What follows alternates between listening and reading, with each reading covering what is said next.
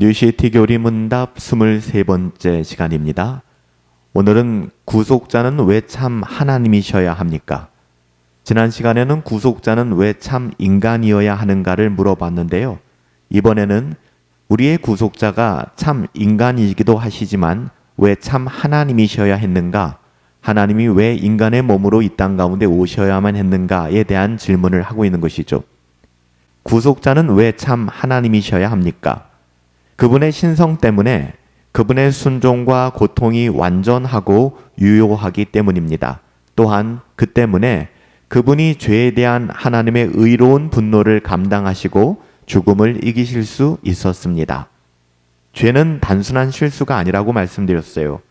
성경은 죄를 하나님에 대한 반역이자 불순종으로 규정합니다. 죄는 하나님의 명예와 영광을 훼손하며 그 결과는 단순한 회개나 선행으로 덮을 수가 없어요. 하나님의 공의는 모든 죄에 대한 완전한 형벌을 요구하며 이는 유한한 인간으로는 도저히 감당할 수 없는 무게입니다. 다시 말하면 이 땅을 살아가는 인간이 해결할 수 없는 문제라는 것이죠. 죄에 대한 대가가 그렇습니다. 따라서 구속자는 우리를 그 죄에서 구원할 존재는 인간 이상의 존재이어야만 합니다. 인간이어야 하지만 인간 이상의 존재이어야 한다는 것이죠. 곧 죄가 없는 존재는 이 세상에 없기 때문에 죄 없으신 하나님이 인간의 몸으로 이 땅 가운데 오셔야만 했던 것입니다. 하나님 자신이셔야만 했습니다. 예수 그리스도께서는 참 하나님이시기에 그분의 순종은 무한한 가치가 있는 거예요. 예수님이 그냥 참 인간으로만 끝났다면 그분은 그분의 죄로 말미암아, 모든 인간은 죄인이니까 그분의 죄로 말미암아 그분의 순종은 의미가 없어지는 것입니다. 하지만 예수님은 참 인간이실 뿐만 아니라 죄가 없으신 하나님이셨기 때문에 그분의 순종은 무한한 가치를 가지는 거죠. 그분의 고난과 죽음은 전 인류의 죄를 속량할 만큼 충분하고 완전한 효력을 가질 수 있는 것입니다. 예수님이 인간이기만 했다면 그는 한 인간으로서 자신의 죄를 위하여 순종해야 했을 것이고 자신의 죄를 위하여 죽는 것이 당연한 겁니다. 전 인류를 위한 죄의 속죄는 불가능한 것이죠. 그래서 예수님은 참 인간이지만 참 하나님으로 이 땅 가운데 오신 것입니다. 죄에 대한 하나님의 진노는 단지 감정적인 반응이 아니라 거룩과 공의의 본질적인 표현입니다. 하나님은 죄를 결코 가볍게 여기지 않으시며 반드시 정당하게 처리하신다라고 로마서 1장 18절에 분명히 말씀하잖아요. 그러므로 죄인을 대신해 이 진노를 온전히 감당하려면 그분은 죄가 없어야 하고 완전해야 하며 하나님의 거룩한 본성을 지닌 분이셔야 합니다. 다시 말하면 우리의 구원자가 지난 시간과 연결시켜서 생각해보면 우리와 동일한 참된 인간이어야 하며 모든 인간은 죄를 범하였잖아요. 죄 없는 인간이셔야 합니다. 그런 존재는 없어요. 그래서 죄 없으신 하나님께서 하나님의 공의를 감당하시기 위하여 죄 있는 육신의 몸으로 이 땅 가운데 오신 거예요. 우리와 똑같은 인간으로. 그런데 그분은 죄가 없었다라고 얘기하는 것이죠. 인간의 몸을 입고 이 땅 가운데 오셔서 온전히 순종하셨고 십자가에서 죽으셨습니다. 그리고 그분은 하나님이셨기 때문에 죄가 없는 분이셨죠. 예수님의 신성은 바로 이 지점에서 핵심적인 것입니다. 참 하나님이신 그분만이 죄에 대한 하나님의 진노를 거룩하게 충분하게 영원히 감당하실 수 있다는 것이죠. 그렇기 때문에 중요한 거예요. 인간의 구원이 가능하게 된 이유는 예수님이 그저 사랑이 많은 인간이셨기 때문이 아닙니다. 그분은 의로우신 하나님이셨기 때문에 그래요. 그래서 우리는 구원자의 조건 이 두 가지를 꼭 기억해야만 합니다. 우리와 똑같은 인간이어야만 우리의 죄를 사할 수 있고요. 그 인간이 죄가 없어야 합니다.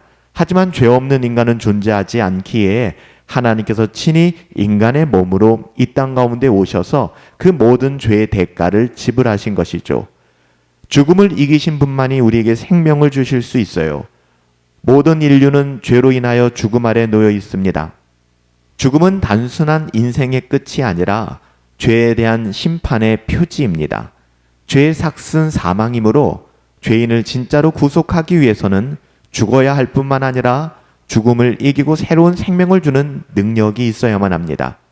예수님은 스스로 생명을 가지신 하나님이시기에 죽음을 이기셨고 죽음도 그를 가두어 둘 수가 없었습니다. 우리는 부활로 말미암아 우리에게 영원한 생명을 주시는 그 주님을 만나게 되는 것이죠. 주님이 십자가에서 죽으셨을 뿐만 아니라 장사한 지 사흘 만에 죽은 자 가운데서 다시 부활하심으로 말미암아 우리에게 영원한 생명을 주시는 첫 열매가 되신 것입니다. 예수님의 신성은 단지 교리적인 수식이 아니라 우리의 생명과 영혼에 직결된 구원의 능력이 되는 거예요. 우리의 구원이 결코 흔들리지 않는 이유가 무엇일까요? 예수 그리스도는 단지 역사 속에 오셨던 위대한 성인, 인물이 아닙니다. 지금도 살아계신 하나님, 하나님의 아들, 우리의 참된 구원자가 되시죠. 우리의 구주가 되시는 거예요.